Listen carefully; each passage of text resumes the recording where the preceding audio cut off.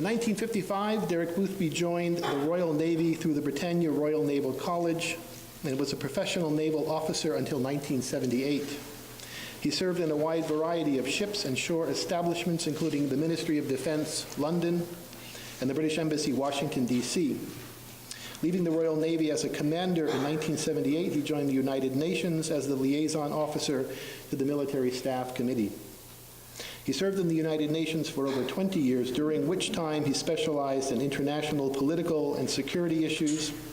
He was Deputy Director of Operations for Iraq Weapons Inspections and Destruction after the First Gulf War, and later Chairman of the UN Iraq Operational Group. He was Director of the European Division in the UN Department of Political Affairs, and later served as second in command of a 7,000-strong peacekeeping operation in Croatia.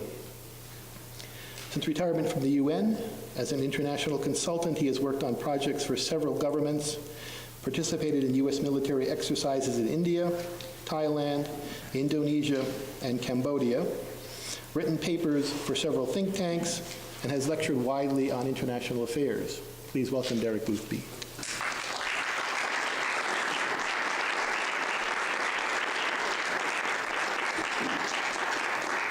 Good evening. Thank you very much. When I'm speaking to an audience, I always say to myself, I have to be able to speak to the back row. Can the people in the back row hear me okay? Yes? Yes? Okay. That's point one. American exceptionalism. What is American exceptionalism?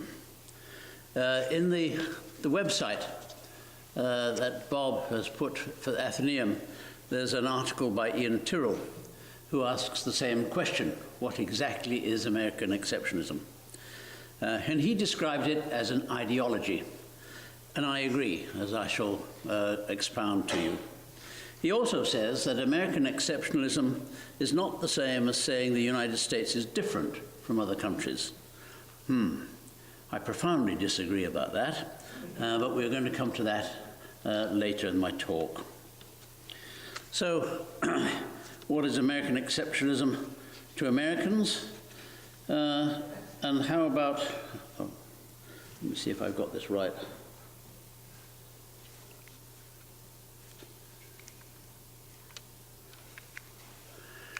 What is it to foreigners? Those who have the misfortune of not being American.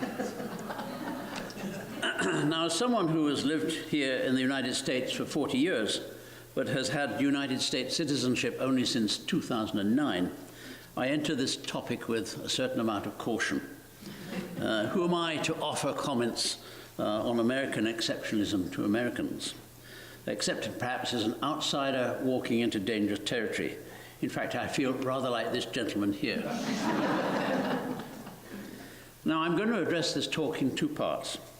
In the first, I shall look at the topic historically, notwithstanding the colonial influences of the Dutch, French, and Spanish, and the immigrants of many other nations who have contributed so much in energy and creativity to the melting pot of America.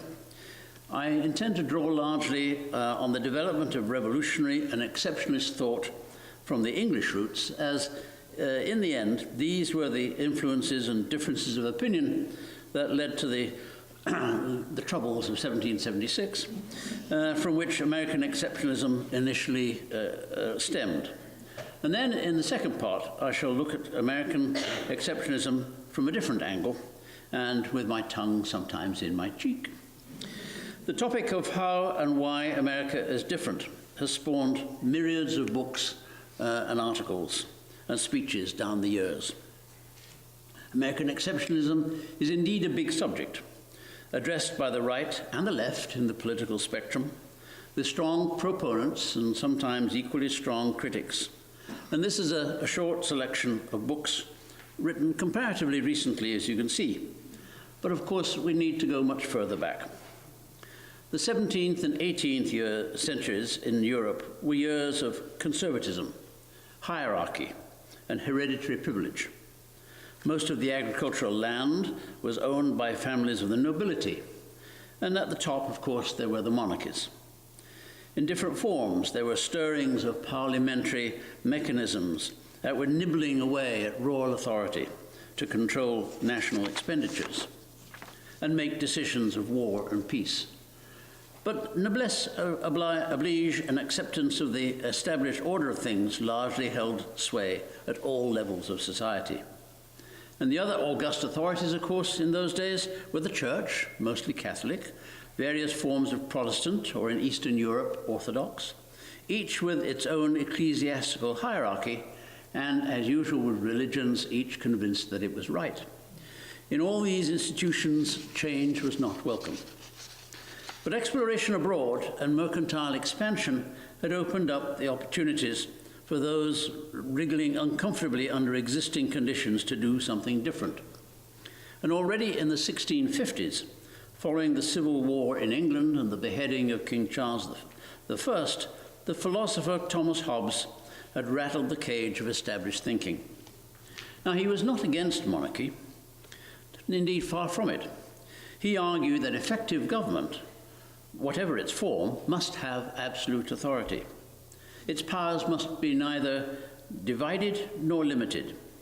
But he also insisted that while regarding sovereign governments as having absolute authority, the subjects of those sovereigns must have the liberty of disobeying some of their government's commands. Hobbes was followed by John Locke, who went further, and in 1689 he published 2 treatises of government. In the first, he argued against divinely ordained hereditary absolute monarchy, and in the second, he maintained that the only legitimate governments were those that have the consent of the people. And therefore, any government that ruled without the consent of the people could, in theory, be overthrown. Now, in those days, these were dangerous words. Now, open to charges of treason, Locke himself was driven into exile, and in his lifetime, he never actually admitted to being the author of these 2 treatises. Things were also stirring in the settlements of the colonial North America. Sir Edward Coke, Chief Justice in England, had annoyed King James I in the early 1600s by arguing that even the king should be subject to common law. And Coke is generally regarded as the source of the dictum, "A man's house is his castle," domus sua cuique est tutissimum refugium, which is Latin for, "and where shall a man be safe if it not be in his own house?" He was involved in writing the Charter of the Virginia Company, and his legal views and writings later became the bedrock of study by Thomas Jefferson and others. Both John Adams and Patrick Henry argued from Coke treatises to support their revolutionary positions in the 1770s. And then to the north, earlier than that, in 1630, aboard the good ship Arabella and about to establish the Massachusetts Bay Colony, John Winthrop gave his famous admonition to the Puritan settlers on how they must conduct themselves and set an example. "For we must consider that we shall be as a city upon a hill. The eyes of all people are upon us, so that if we shall deal falsely with our God in this work we have undertaken, and so cause him to withdraw his present help from us, we shall be made a story and a byword through the world." Now, you'll note that Winthrop was not actually saying specifically how exceptional the settlers would be, rather the opposite. He was cautioning them that if their new Puritan settlement failed, then their failure would be trumpeted around the world. Nevertheless, thus it was that the seeds of American exceptionalism were planted in Boston and New Haven, in New Amsterdam and Delaware, in Jamestown and Philadelphia. There was no single unifying theory, but a coming together of ideas that there needed to be a dramatic change from the long-established systems of government of the past, and that the founding of new communities in the New World provided that very opportunity for that very change. And once planted, the seeds germinated in the 1700s into resistance against the old order and determined opposition to governance from faraway London. In turn, nurtured by others such as Benjamin Franklin, George Mason, James Madison, Alexander Hamilton, and Thomas Paine, in the last quarter of the 18th century, the movement for change crystallized into revolution and independence. New ideas and new values. The Latin motto of the Great Seal of the United States is on the back of the $1 bill, Novus Ordo Seclorum, the new order for the ages. American exceptionalism was born. And the concepts set out in the Declaration of Independence were staggeringly exceptional in themselves, and I need scarcely remind you of them. We hold these truths to be self-evident, that all men are created equal, and that they're endowed by the Creator with certain unalienable rights, that among these are life, liberty, and the pursuit of happiness. Right from the outset, therefore, this new century was moving down a quite different path from the old order. This was indeed an ideology. This was a creed of liberty, freedom, individualism, egalitarianism. This was in fact liberalism in its old 18th century sense, for the individual, against monarchs and aristocracy, against hereditary privilege, against overweening government, and essentially anti-state. And it was not loyalty to a nation as such, but loyalty to a set of ideas and values. And in his book, American Exceptionalism, but a double-edged sword, Seymour Lipset says this: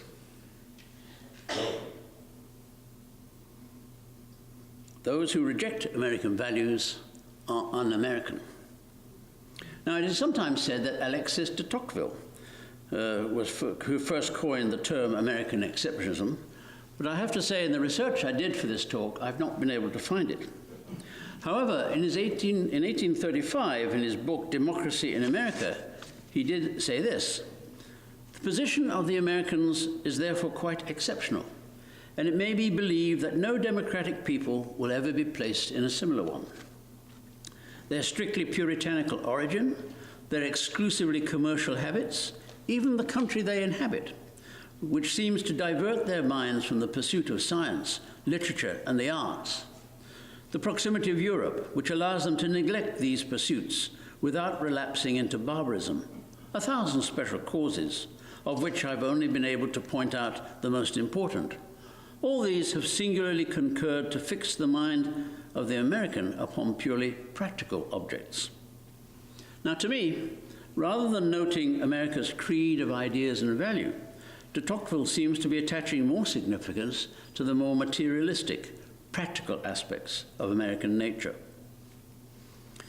By the late 1840s, the population of the United States had grown to some 23 million, and there were territorial ambitions. And in 1845, there came a new term, manifest destiny. The philosophy that underpinned this term was that America had a special destiny to expand democracy, and therefore had a superior moral right to govern areas where other interests would not respect this goal. It was seen in the context of Texas, still part of Mexico at that time, the Oregon Territory at that time held by the British, and later acquisitions such as Guam and Hawaii. And although a different term, manifest destiny carried that same sense of moral responsibility as American exceptionalism. But the years of the 19th century were still early years of internal development for the United States as it expanded westwards and grew in economic strength. And abroad in the world at large, it was still the years of the British swinging their waiter out and proclaiming their own exceptionalism in the term Pax Britannica.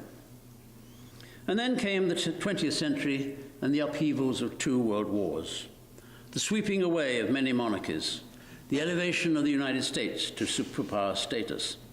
Pax Britannica was replaced by the American century. Oddly enough, perhaps the first person to mention American exceptionalism in the 20th century was Joseph Stalin. In 1927, leading American communist J. Lovestone had said that Marxism had no place in America, and the American proletariat were not open to revolution. And this brought a sharp rebuttal from Stalin, who brushed Lovestone aside and demanded that he stop, quote, this heresy of American exceptionalism, unquote. The years of the Great Depression and the lines of the out of work and hungry that followed in the 1930s seemed, at least in those years in the 30s, to confirm Stalin's view. In World War II, Britain and Europe, Western Europe, were saved yet again, first by overwhelming American military power, and then, after the war had exhausted Europe, Europe was saved by the Marshall Plan. And on the other side of the world, the United States achieved the unconditional surrender of Japan and dictated the terms of the Constitution of the new Japan. And with the surge of American economic and military power in the second half of the 20th century, the ideas of American exceptionalism came once more to the fore. With them at home came the reaffirmation of egalitarianism and the worth of the individual at home, and in foreign policy, the belief that it was indeed America's role and particular responsibility to export democracy, liberty, and freedom abroad. In the 50 years following the end of World War II, there can be no doubt about the far-reaching extent of American influence.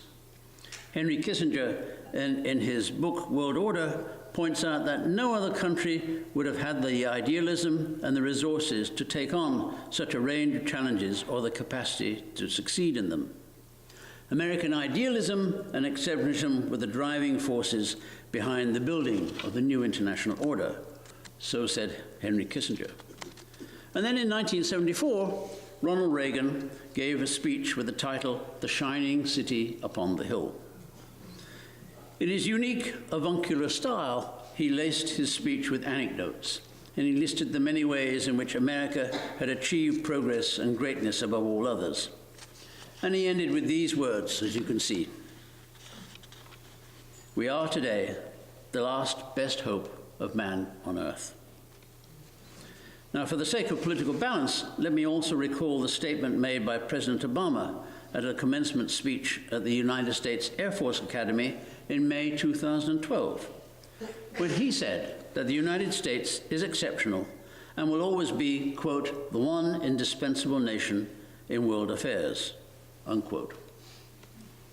Newt Gingrich, in his book, A Nation Like No Other, Why American Exceptionalism Matters, maintains the view that America's greatness, Americans' exceptional greatness, is not based on the fact that America is the most powerful, the most prosperous, and most generous nation on earth. Rather, he says, these things are the result of American exceptionalism. Now, if this was the case, one might expect, sorry, I don't want you to see that yet. If this was the case, one might expect that other nations would clamor at the door to adopt similar policies. And yes, many non-Americans look with envy at America's general standard of living. They flock to American movies. They enjoy jazz and blues and rock. They applaud American generosity, welcome American innovation, vitality, and spirit, optimism, and respect American accomplishments in science and research. They recognize the top-class education in the best American universities. But do they really rally to the banner of American exceptionalism? And I put it to you that no, they do not. Generally speaking, it seems to me, Americans like to live their lives despite government. And I'm reminded of Ronald Reagan's remarks about the 9 most dangerous words in the English language. I'm from the government and I'm here to help. Europeans and the citizens of other industrialized democratic countries, on the other hand, expect to live their lives with the help of government. There's a big difference. Americans like to live their lives despite government. Europeans expect to live their lives with the help of government. This is playing games with me this evening. They accept that an important role of government is to level the playing fields, stop the rich from getting too rich and the poor from being too poor, make regulations that respect individual rights, but at the same time benefit the community at large. These are Europeans, Canadians, Australians, New Zealanders, the others, Japan, similar democratic industrialized countries. Each country has its own way, but in essence, the systems in Europe, Australia, New Zealand, and Canada are not based on a set of ideas, but they are a contract between those that govern and those who are governed. A contract which is rooted in national history and culture. And here's a thought to ponder. One of the aspects of the difference here in America between the political right and the political left is the apparent reversal of the terms conservative and liberal. I ask you to think about this. It has always seemed a bit odd to me that the Republicans don't call themselves liberal and the Democrats don't call themselves conservative. What Europeans call liberalism is what Americans call conservatism.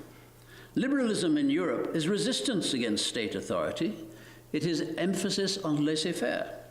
Liberals in Europe object to restrictions placed on them by the government.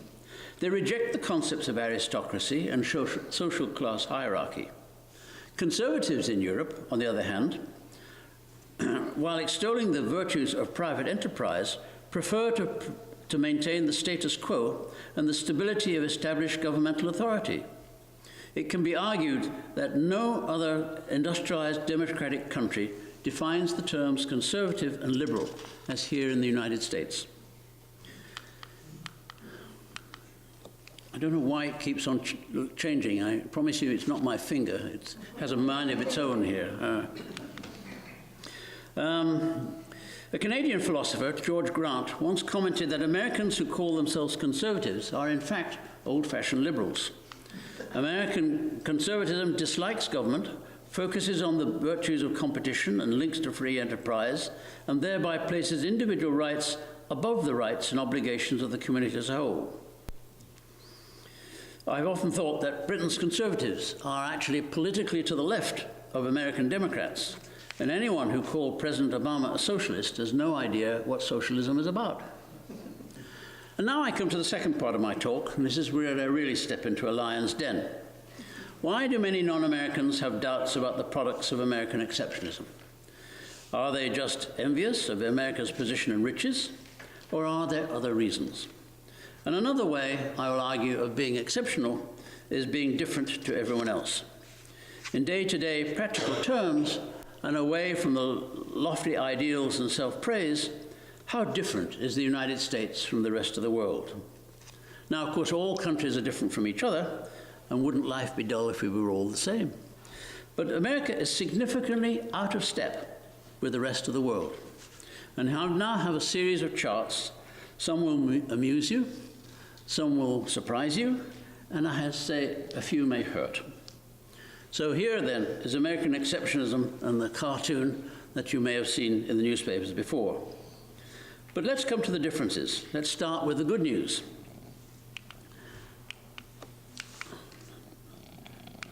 Now it won't work.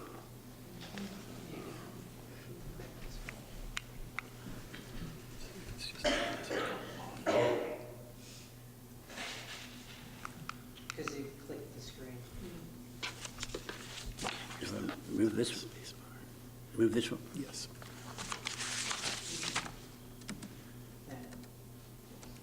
Let's do it that way then. Okay. Gross domestic product. Here, look, the United States is exceptional as far as GDP is concerned. Look how far ahead the United States GDP is from the other countries. There's a huge gap between the United States and the next one, China and Japan.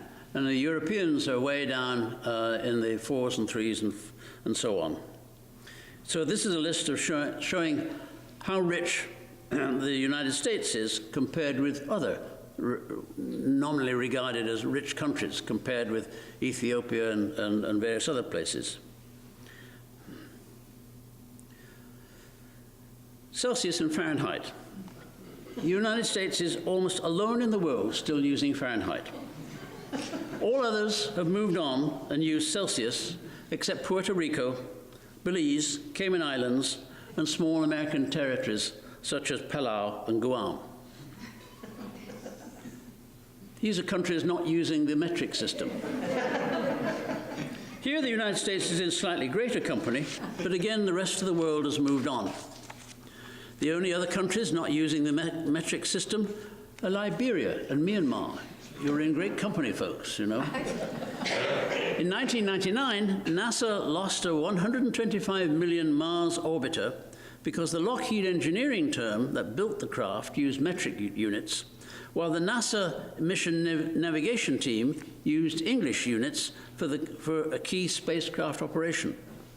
The mishap moved the orbiter too close to the Mars atmosphere, and so the orbiter burnt up and broke into pieces. And of course, being British, I have to make the point that the British are, of course, still schizophrenic ourselves. The Brits buy gas at the pump in litres, and then as soon as they drive off the forecourt, the next signpost is in miles. The Brits buy milk in litres, but they buy their beer in pints. Typical Brits, one leg on land and the other leg in the ocean. The importance of religion in life. Look where the United States is, here. Way out. According to this is the Pew Research Center, wealthier nations tend to be less religious, but America is a marked exception. And individualism. Again, according to the Pew Research Center, Americans stand out on individualism, more prepared to take lives into their own hands.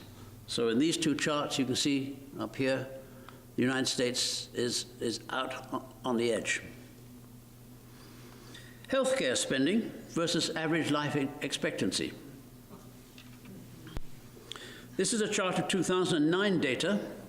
So perhaps 2017 data has changed to some extent, but see how much more is being spent per capita in the United States than other comparative countries. So this is the total expenditure per capita, all right? And this is life expectancy. So the total expenditure is much more, but the life expectancy is less. And as you may have read just this week, there was an announcement that life expectancy in 2016 in America dropped below what it had been in 2015. Here are three more charts of healthcare costs. In 2015, the United States continued to outspend all other OECD countries by a wide margin of $9,450 per person. This level of spending is 2.5 times the average of the OECD countries. OECD, Organization for Economic Development of 27 countries. Switzerland and Norway are the next highest spenders, but in the same year, they spent almost $3,000 less per person than Americans spend. And the average spending on healthcare amongst the other 33 developed countries in 2015 was $3,750 per person. Again, you can see here, and it's consistent. Americans are spending at the moment nearly 17% of their GDP on healthcare, whereas the average in Europeans is something like 9%. And don't tell me that American healthcare is twice as good as European healthcare. It's not. You are spending a huge amount without necessarily getting the same value for money. Here it is in bar chart form, 9,000 odd, and here are these other countries for comparison. Incidentally, perhaps like me, you get tired of all the medical and prescribed drug advertisements that we see these days on television. And here again, the United States is out of step with almost every other democratic and industrialized country. The United States is one of only 2 industrialized democratic countries that permit direct-to-customer advertisements of prescription drugs on television. Paid family leave for new parents. Oh, incidentally, cost per hospital day. Look at this. Right? And that's the average price here of these other countries, and there is the average price for Americans, and if you go private, then it's way up there.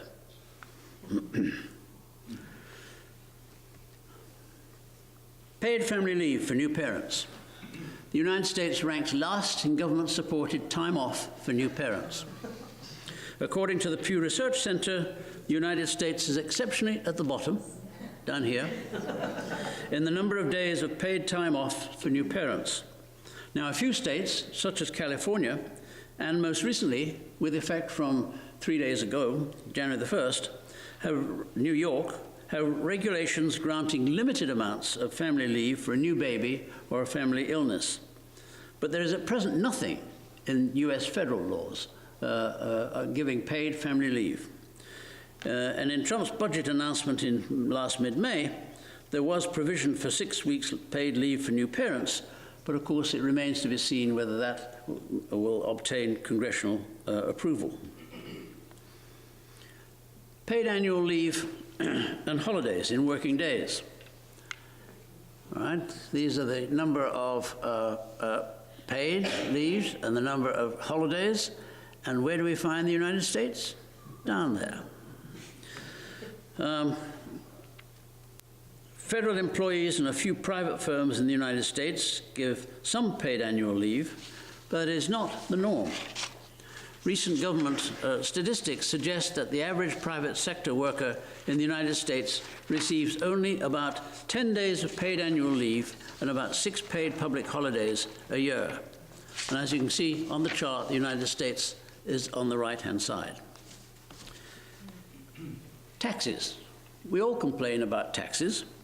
Here's a chart comparing taxes as a share of gross national product. Americans pay noticeably less than other industrialized countries, which are mostly in the top half. Industrialized countries are in the top half of this here. And this is the OECD average. And I go again back to the point I made before. Americans want to live their lives despite government, whereas most other countries, similar democratic and industrialized countries, expect to live their lives with the help of government, and in return, they expect to pay more taxes. The United States is the only country in the world, the only other one I could find is Eritrea, that taxes citizens on nationality rather than on the place where they live. The current British Foreign Minister, Boris Johnson, was born of British parents in New York City, and he left when he was 5 years old. But that meant, of course, that he was a US citizen.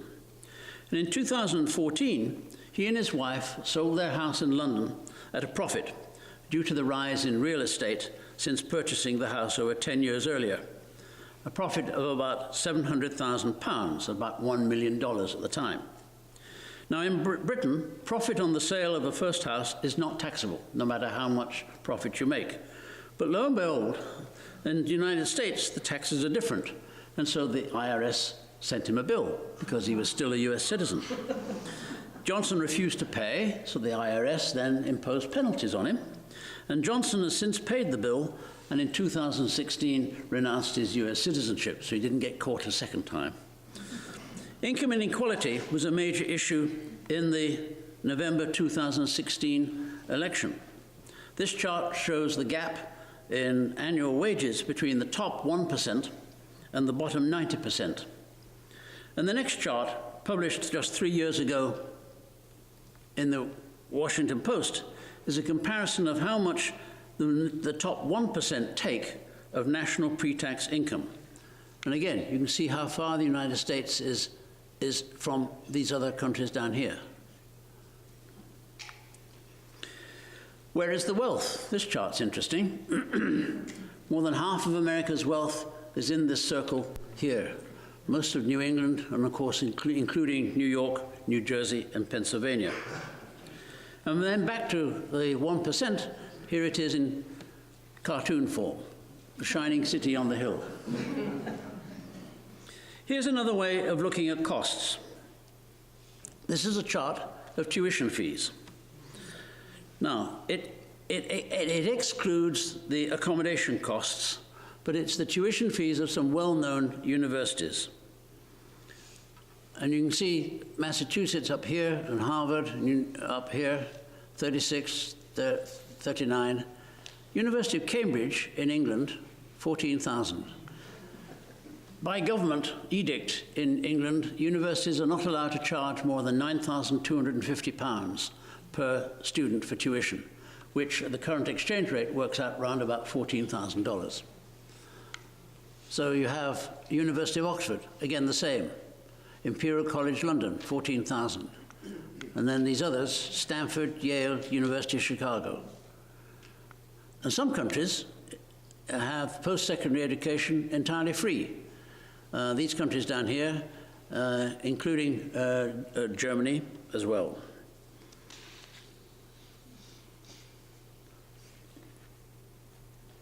Germany abolished all university tuition costs in October 2014. Here's a different way of looking at it and putting it more locally. And I've tried to find these 2016, 2017, Yale, Harvard, Princeton, Stanford, Williams College, and then University of Vermont in-state and out-of-state. And as I said, all universities in UK, 9,250. The pound has been varying quite significantly in the last several months. And now 9,250 is more like $14,000. But you can see the huge differences. And therefore you can see how much students are laden with debt when they leave, when they are required to get this. Now, of course, there's a lot of scholarship, and still a lot of students can get scholarship, but if in fact they have to pay the full price of tuition and board, it's very expensive indeed. This is a graphic which compares the GDP of individual states for similar countries. As you can see, Vermont's GDP is roughly the same as that of Latvia. Fortunately, in Vermont, we're in a better geographical position than Latvia. So we have our friends as Trudeau's Canada as neighbors, whereas Latvia has Putin's Russia. Guns in private hands. Oh dear. This chart shows the proportion of guns in private hands. Americans have a higher proportion, a much higher proportion than almost other countries in the world. The United States has 4.4% of the world population, but some 42% of the civilian-owned guns in the world. 4.4 of the population, the global population, but 42%. A study in 2013 estimated that there were 88.8 guns per people in the United States. 8.8 guns per people. The next highest was Switzerland with 45 guns per 100 and Finland with 45.3.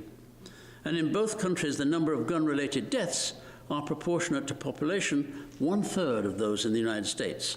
And here's one on gun deaths. Now, I know this is difficult to see because it's such a lot of information. This is 2010, and here you have the homicide rate up here for Australia and so on. And down here, you see 0.1, 0.3, 0.2, 0.2. United States, 3.6.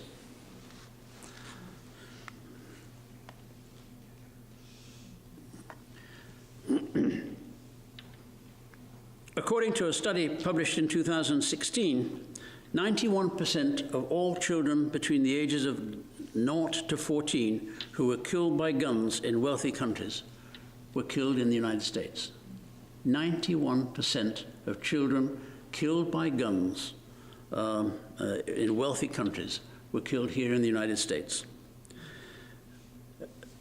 In the same year, in the United States, according to the Gun Violence Archive, there were 13,286 gun deaths. In England and Wales in 2015, there were 21.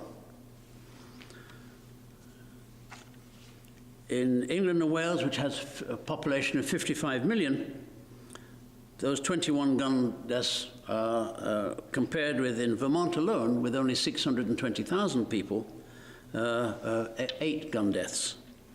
What I'm getting at is that if the same proportionate rate as was in Vermont was translated into England and Wales would have over 700 gun deaths.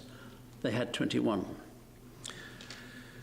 And this is largely because there have been very severe restrictions, not only in the United Kingdom, but in Australia, New Zealand, Canada, many places in Europe, on the availability of guns.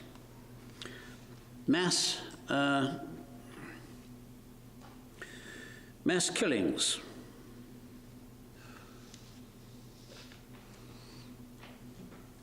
This is gun deaths again. Gun deaths per 100,000 people, all right? And bearing in mind that gun deaths, there's homicide and there's suicide.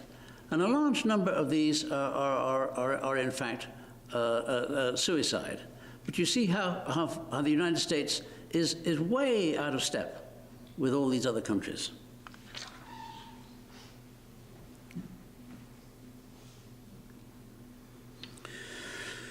Mass killings. Excluding terrorism, we define mass killings as 4 or more victims, such as Newtown, Aurora, Virginia Tech, Emmanuel Church in Charleston, South Carolina, the gay nightclub in Orlando in June 2016, and most recently, Las Vegas. According to a report in the United States, USA Today, since 2006, there have been more than 250 mass killings in the United States. That's approximately 1 every 2 weeks. And this is a comment from The Economist in 2015. And I'd like to suggest to you that the situation has not changed.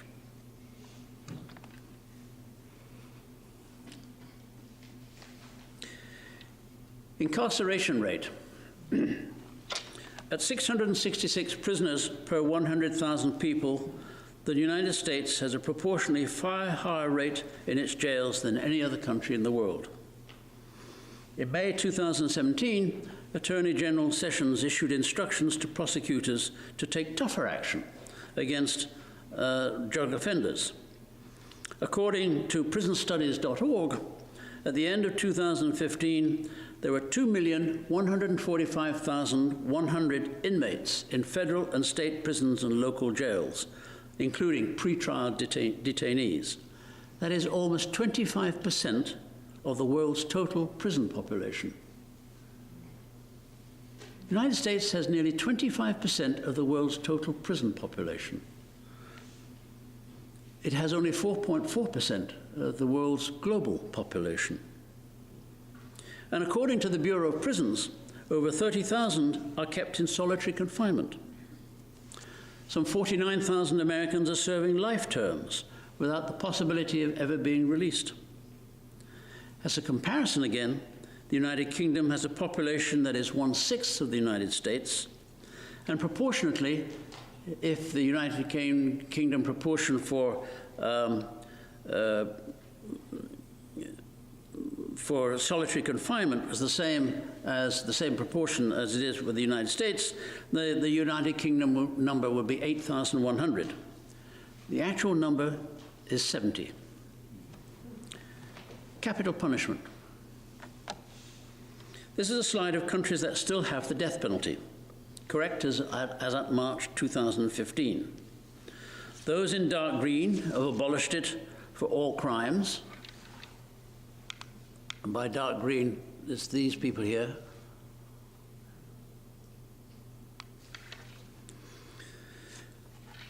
Abolition of the death penalty is a requirement to be a member of the European Union. Others in green or brown have abolished it for all except certain penalties, certain crimes, or they have a moratorium, these countries here. The only industrialized countries in red are the United States and Japan. In the United States, it remains in force. The capital punishment remains in force in 32 states, and of course it remains in force for the federal government, federal crimes, and the US military. In 2014, 35 people were executed in America, and some 3,000 remain on death row. And the large majority will probably end up simply with life sentences. Defense budgets. Here are two slides on defense budgets. According to the Stockholm International Peace Research Institute, in 2016, the United States spent more on defense than the next 8 countries put together. This is a different way of looking at it. So when one reads in the newspapers that China is spending a lot of money, yes, it is, and it's certainly growing. But on the other hand, the amount of money in comparison is the same as these countries all put together. Official development assistance. This is 2 charts. The first shows the amount of government aid given by a country, and this one, as you see, the United States is very generous, over $30 billion per year in overseas development assistance, compared with these other smaller countries. But in the second chart, you can see them as percentages of gross national income. Some years ago, there was an internationally agreed target that the target should be 0.7% of gross national income, and that's that line there.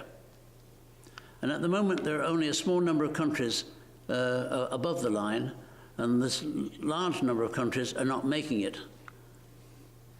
And the United States is here. That's in percentage, because the United States GNP, gross national product, is so enormously large compared with other countries in the world. Therefore, it's a percentage. Incidentally, the United States aid contribution is one of the items in President Trump's budget proposals that is in the process of being sharply cut. International treaties and conventions. Now, I'm going to leave this on the screen for a little while for you to read. The United States is noticeably absent from quite a number of important international treaties and conventions. The United States has not yet ratified the Convention on the Rights of the Child. It has not yet ratified Convention on the Elimination of All Forms of Discrimination against Women. One important one is the Rome Statute, which legally established the International Criminal Court at The Hague in the Netherlands. 123 member states are members of the International Criminal Court at The Hague. The United States is not. And here you see Mine Ban Convention. Number of states parties, 162, not signed by the United States. Convention on Cluster Munitions, 89, not signed by the United States. Convention on the Rights of Persons with Disabilities, 152, signed by the USA in 2009, but not yet ratified, because of the difficulty of getting things through Congress. And as we've all seen, the tribal partisan attitudes that are taken in Congress just stands in the way of so many things. A more recent example was the announcement on the 1st of June by President Trump to withdraw the United States from the Paris Climate Accord. And that agreement, which was not a formal treaty, was accepted by 195 countries in Paris in December 2015, and the only countries that did not sign were Nicaragua and Syria. The official withdrawal process takes 3 years or so, so in fact the United States will remain a member, probably an inactive member, until November 2020. Fortunately, 14 states, including Vermont, and led by California and New York, have formed the United States Climate Alliance. And they have said that they will continue their own environment protection efforts. And California will be organizing a climate action summit in September of this year, September 2018. In 2016, the 193 member states of the UN General Assembly voted unanimously, all 193, to adopt a non-binding declaration committed to upholding the rights of refugees and migrants. And just last month, it was announced that the United States will now withdraw from that global compact. Let's get a little bit more lighthearted. Baseball. Here's a chart showing where baseball is played in the world. The countries in dark blue where baseball is a major game, and I'm always amused that the World Series involves only teams from the United States. But in March last year, the United States did win the International World Baseball Classic by beating Puerto Rico in the final. But you can see baseball, there are baseball interests in other countries. There are members. Many of these are members of the International Baseball Federation, but it's not the main sport. And of course, football, what you guys call football. I tried very hard to find a chart showing Super Bowl wins being 51-0, but this is the nearest I could come up with, I'm afraid. As one of my friends often said, if you want to come back into the monarchy, if you would start playing football with a round ball instead of an oblong one, then you'll be all very welcome. But back to the serious aspects of American exceptionalism. One significant aspect of being a superpower is that the United States has more options for military, economic, and political action than other countries. And this, of course, is always going to be true. A huge country like the United States has options for action from A to Z. A much smaller country like Germany and UK and France have only got options from, let's say, to A to F. And if you're in Luxembourg or Denmark, your options are either A and B. Do you see what I mean? I mean, the richer you are, the more powerful you are militarily, politically, economically, the more options you have for action. And unfortunately, of course, what tends to happen is that you get more involved in things. It's a double-edged sword. Having more options carries with it more responsibility for leadership and making decisions. And inevitably, some of those decisions will not be well received in some quarters.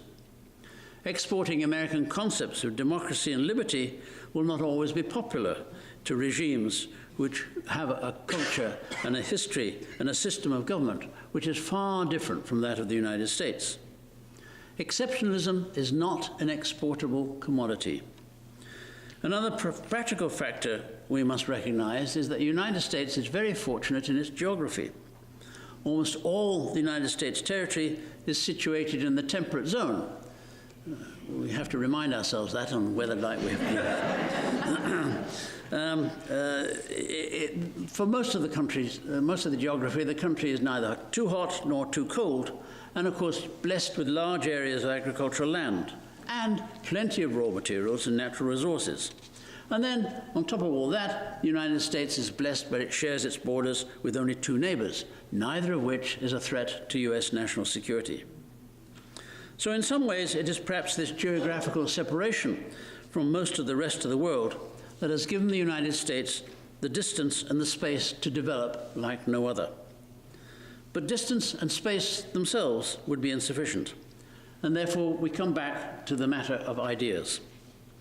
It has often been said that America is an ongoing experiment, an experiment that cannot be repeated elsewhere, not even in Canada, due to the combination of history, politics, religion, culture, and other factors. And even for that reason alone, therefore, America is an exception. No nation is a finished piece of work. And certainly no American claims that the United States is without blemish. And frankly, I could have drawn up a list of charts for many other countries in the world showing inadequacies inadequacies in this or that for every country. And for quite a few countries, that set could be much larger than the one I've shown you this evening. But the unique quality about America is that it is a voyage not for purely materialistic aims, nor is it based on historical precedents. It is a voyage based on a set of ideas. The American ideology has no specific destination. It is how the journey unfolds that matters. It is better to travel than to arrive. And whether you were a supporter of President Obama or not, he showed on several occasions that he could make a good speech. And I heartily recommend his speech at Selma in March 2015. It really was an excellent speech. If you didn't watch it on television, or if you haven't read it, if you have time on a rainy day, do Google for it and look it up, and I urge you to do so. So I'm going to close with a few extracts, not for what he said about Selma, but for the way he described American exceptionalism. What greater expression of faith in the American experiment is this? What greater form of patriotism is there than the belief that America is not yet finished, that we are strong enough to be self-critical, that each successive generation can look upon our imperfections and decide that it is in our power to remake this nation to more closely align with our highest ideals. That is why Selma is not some outlier in the American experience. That is why it is not a museum or a static monument to behold from a distance. It is instead the manifestation of a creed written into our founding documents. We, the people, in order to form a more perfect union, we hold these truths to be self-evident, that all men are created equal. And these are not just words, they are a living thing, a call to action, a roadmap for citizenship and an insistence in the capacity of free men and women to shape our own destiny. It's the idea held by generations of citizens who believe that America is a constant work in progress, who believe that loving this country requires more than singing its praises or avoiding uncomfortable truths. It requires the occasional disruption and the willingness to speak out for what's right and shake up the status quo. That's what it means to love America.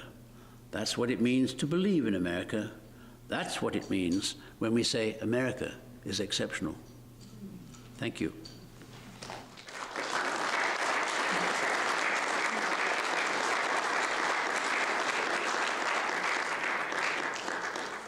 And I apologize for the jerkiness of the slides, which they have a mind of their own sometimes, don't they, these things? Now, I'm open to any comments that you may have, and if I've upset people or offended you with some of these things, I apologize, but I hope you see that the slides I've produced are not just one or two. There's a whole series of them that shows how different the United States is from other countries. Yes, ma'am. Well, the vein that goes through America and goes through the world is the hypocrisy of what you believe in and what you write down and what you do. So in America, when the Puritans came, they were an isolated fraction that punished anybody who didn't believe in their ideology. Then we had the eugenics program in the United States by the white supremacist males and females who were basically not allowing certain groups of people to reproduce, Poles, and they're mainly poor people, Indians, African Americans. And when we said that all men are created equal, well, the founding fathers, a number of them, wanted to be royalty in America. They had their slaves, they had their estates. I mean, Lafayette was absolutely shocked when he came to see Jefferson in America and found he had 160 slaves, a mansion, and a couple of thousand acres of land. And he said he was just so shocked because Jefferson was proposing democracy in Europe, in France.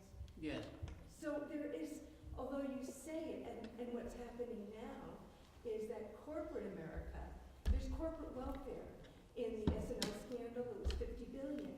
In the 2008 scandal, we bailed corporations out for over $1 trillion. And yet these same people are against welfare for poor Americans. And when we need the welfare, whether it's corporations or Americans during the Depression, and Roosevelt, imposing government programs, they accept it. So there's just all this hypocrisy in America. But I mean, I agree with you, but, isn't hypocrisy, unfortunately, it's part of the human condition. Yes. We're often Hippocratic in many other things in our own personal life sometimes. On January the 1st, I make a resolution that I'll do some exercise every day. Yeah, well, I haven't started it yet. Perhaps it'll be tomorrow, or tomorrow, or tomorrow. In other words, it's part of the human condition. That's not to excuse it. It happens. And indeed, certainly, my own country, the United Kingdom, is not beyond that by any means. The French always refer to Britain as l'Albion perfide toujours, perfidious Albion, always saying one thing and doing another. In other words, it's part and parcel. Unfortunately, of course, the trouble is that us little people often can't do anything against the big hypocrites. And I think that the hypocrisy becomes dangerous when America starts supporting dictators like it did in Argentina and Chile, and it starts supporting regimes at the expense of killing the opposition. And Yep. now, even though we're not allowed to assassinate anymore, we have drones assassinating for us. Yeah, I mean, I agree, and these criticisms are valid, but life is unfortunately like that. But quite often, I would suggest to you that a lot of those charts and a lot of the information that I showed you on the charts there, most Americans are not really aware of. One point of view that I have is that, I gave another talk elsewhere on the burden of empire. And the point I was making is that empires rise, they have their zenith, and then they fall. Whether it is the Egyptians, or whether it is the Romans, or whatever it is. And you can argue, it can be argued, for instance, that the French Empire was in the Louis XIV and the Sun King, and the French Revolution, and that in the 1700s, and it probably ended in 1815 when Napoleon lost the Battle of Waterloo. Then the British Empire arrived in 1815, and in my belief ended in 1914, right? Yes. When the British entered the First World War. Yes. Now, the British Empire geographically was larger in 1922 than it was in 1914, because by that time the Ottoman Empire collapsed, and the British and the French sliced and diced the Middle East, Syria, Lebanon, Iraq, and so on. The American Empire probably started in 1917, in my view, with the doughboys going to World War I. And by this time, if you've been counting, you can see that American empires seem to last 100 years. And 1917 plus 100 years takes us to 2017. And one wonders whether the American empire, for one reason or another, is should I say, approaching its sunset. Yes. Now, when it does, if that happens, America will still be a very large country. It won't be a little country off the northwest coast of Europe called UK with only 60 million people. It will be a country of 400 million people. And geographically, it will still be where it is, and it will be a country that people will take notice of. The difference is that the British Empire was replaced by a friend, namely the United States. The United States Empire is likely to be replaced by, at best, a competitor, or possibly an opponent, be it China or India, right? Now, what I'm getting at is that the further you are along the line of the empire, all empires say the same. Basically, we're cock of the walk. We must have made more right decisions than anybody else to get here, so why should we listen to anybody else whining? Huh? And that was what the British did in the 1800s. Pax Britannica, the British didn't. They were hypocrites in many ways. But what I'm getting at is that we're seeing the same sort of thing, in my view, happen at the moment in the United States. That doesn't mean to say the United States will finish up being a small country. It won't waste away like Rome or Greece or the Ottoman Empire. But there are some major issues over the course of the next 40 or 50 years. And unfortunately, the larger the empire, as you come towards the end, the more hypocritical they tend to get. And the British were particularly hypocritical in the early 1900s, and when the World War I ended, and the British and the French sliced and diced the Middle East, and we're suffering from those actions that the British and French took in 1920, 1922, we're suffering from them today. Now you've got me going on a different tackle here. We have the capacity to change. Sorry? We have the capacity to change. So the gentleman at the front is sort of saying, do we have the capacity to change? Yeah. You guys will change. I think one of the problems is empires tend not to listen. And they only begin to have the capacity to change when it's too late. You know, and I mean, I don't want to get sort of too much down a political track, but look at some of the things that are happening at the moment, and some of the remarks that are being made, and some of the attitudes that are being taken by the President of the White House. And Chancellor Merkel of Germany, who is by far the most astute politician in Europe, has sort of said the time has come when we can no longer rely on the friends of the past. We must look elsewhere. And that, I think, is a danger. Yes, sir, at the back.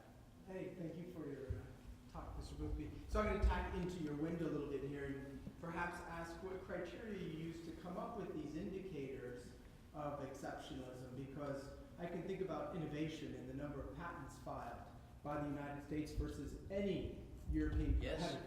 And say, and the number of Nobel Prize winners. Absolutely, that is where we are exceptional. Exceptionalism isn't a snapshot in the moment in time, it's an arc. And the question is, does the arc of American history bend toward exceptionalism? All of these snapshots are valid in themselves, but how do we think about that arc? So how did you come up with those as being the meaningful indicators of exceptionalism? Well, as I said,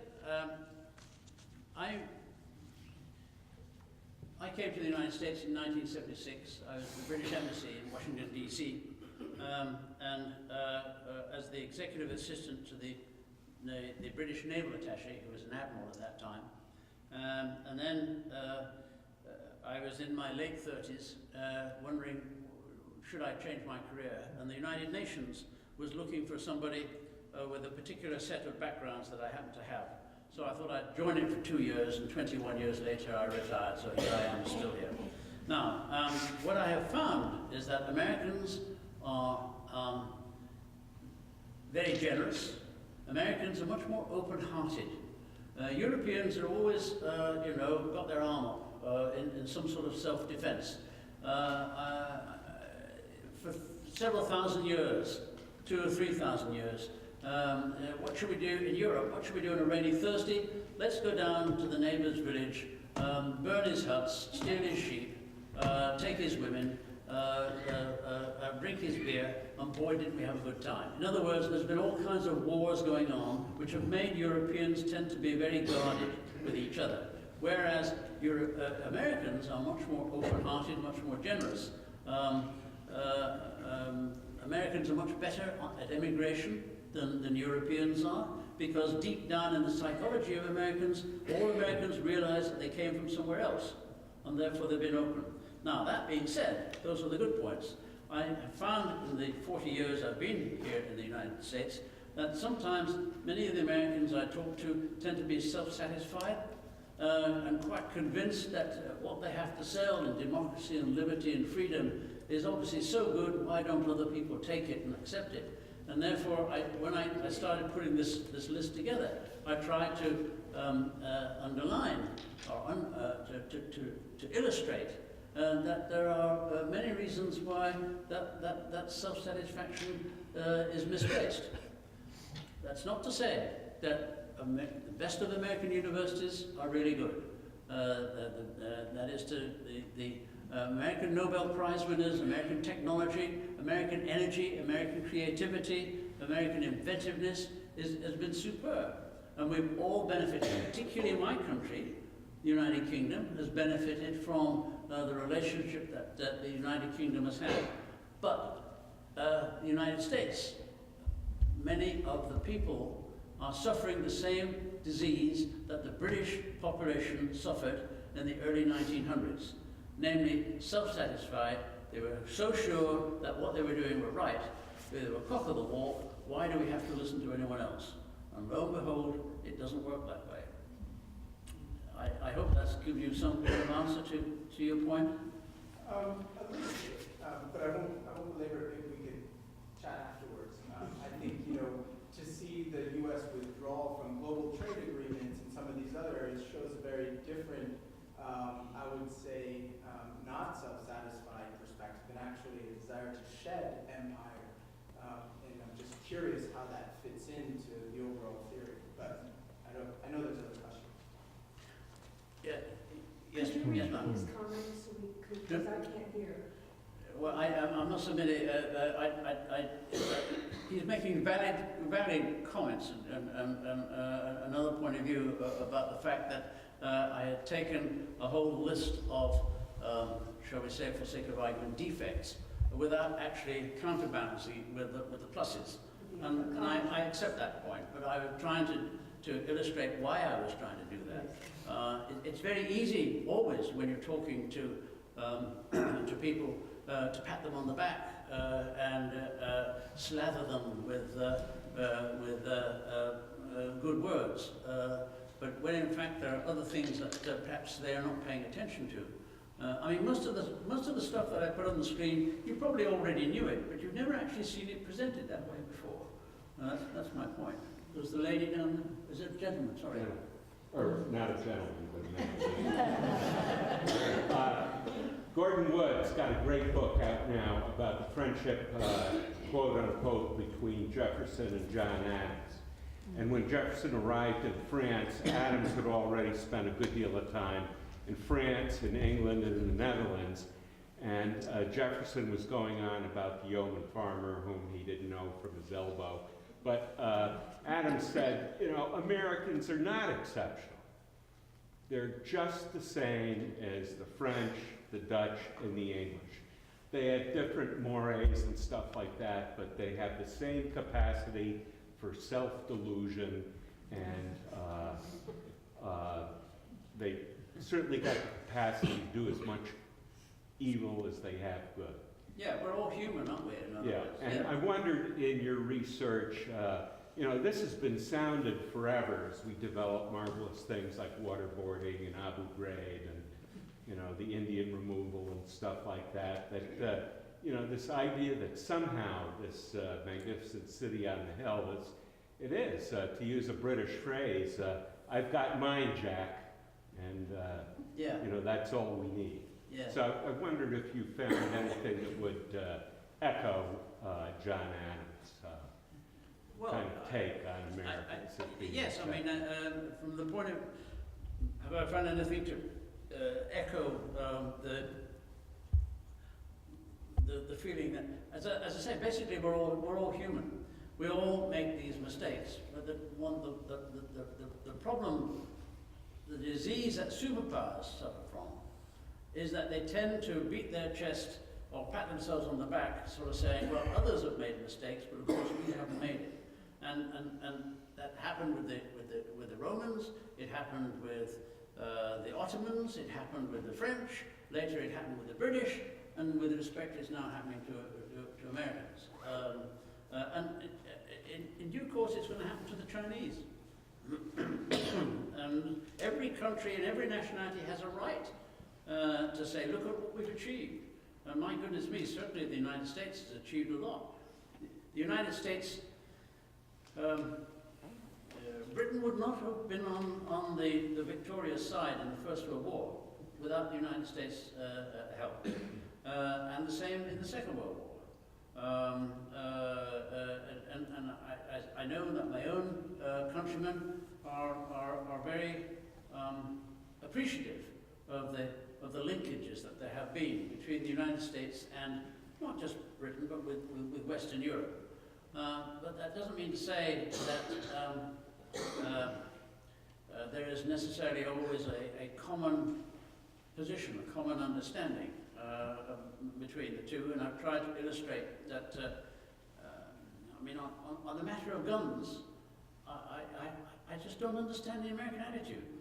I said I would prepare a talk for the Green Mountain Academy for Lifelong Learning in Manchester on the right to bear arms. Where did that come from? And few Americans realize that the seed of the right to bear arms was in the English Bill of Rights in 1689. That was the seed. And for a long time, the understanding of the right to bear arms was the same. But why have America's interpretation of that right gone off in that direction? And the rest of the world, or most of the rest of the world, has gone off in that direction. And that's one of the things that I want to do some research on. Can I, since I was at the United Nations, excuse me, incidentally, you remember I showed you Daniel in the Lion's Den? This is the chart where you savage me, you see, with the lion. I wanted to talk about the United Nations budget. You may have read that just before Christmas, US Ambassador to the UN, Nikki Haley, claimed credit for reducing the UN budget by over $285 million. Did you read that in the newspapers? Now this actually gives a very misleading picture. The UN actually works on a 2-year budget, a 2-year period, not a 1-year period. And the agreed figure for 2018 and 2019 was set at 5.396 billion. That seems a lot of money to you and me, but it's actually only about 1.5 times the budget of the New York City Fire Department for the same period. And I'm talking about the regular budget. I'm not talking about the budgets for the World Food Programme or the UN High Commissioner for Refugees or United Nations Development. I'm talking about what's called the regular budget. Yes, they agreed just before Christmas, the General Assembly agreed to chop the budget application by the Secretary General by 286 million. And they did it by vote. But 2 years before, they also chopped off 400 million earlier than the previous budget. In other words, it's what parliamentary organisations do. A budget is presented to them, and then they sort of say, you must be able to shave this off and stop doing that. So when Ambassador Haley was giving the impression that the United States achieved something unique, no, it happens every 2 years. Let me also point out that the United States is certainly the biggest contributor to the UN regular budget. And let me explain that. The contributions that every member of the organization, the 193 member states of the UN pay, are based on estimates of gross national income, per capita income, and the size of the population of the country. So the bigger the countries usually pay more. The richer countries are, the more they will pay. The smaller countries pay less. However, there is a maximum assessment of 22% of the budget, no country, no matter how rich and how powerful, will pay more than 22% of the regular budget. No country, no matter how small and how poor, will pay less than 0.001%. So you can imagine there are some very small countries like Fiji and these small insular countries who really, according to their gross national income and per capita, should be paying less than that. But they have to pay that minimum. Now, the US contribution is 22%. It's about $1.2 billion per year of the 5.396 that you can see at the top there. But in fact, the United States share of global GDP in 2016 was 24.5%. And so, in fact, the difference between the 24.5% and 22% that the US pays is soaked up by the other countries. Do you see what I'm getting at? In other words, if there was not this maximum limit of 22%, the United States would be expected to pay 24.5%. The reason there is a maximum of 22% is because under the Reagan government administration, they fought very hard to reduce the amount until eventually Japan and Germany said, well, wait a minute. Japan said, we're already paying 21% ourselves because they're a rich country, and we're not even a member of the UN Security Council, let alone have the veto. So down in Washington, D.C., the Reagan administration said, well, obviously we can't let that happen, so they agreed to the 22%. Now, the budget for UN peacekeeping is separate. I was the second in command of a 7,000-strong peacekeeping operation in the Balkans. There are at the moment about 16 or 17 peace operations in the world of uniformed and personnel, military personnel and police personnel. And the budget at the moment is $6.8 billion. You can see that at the bottom there.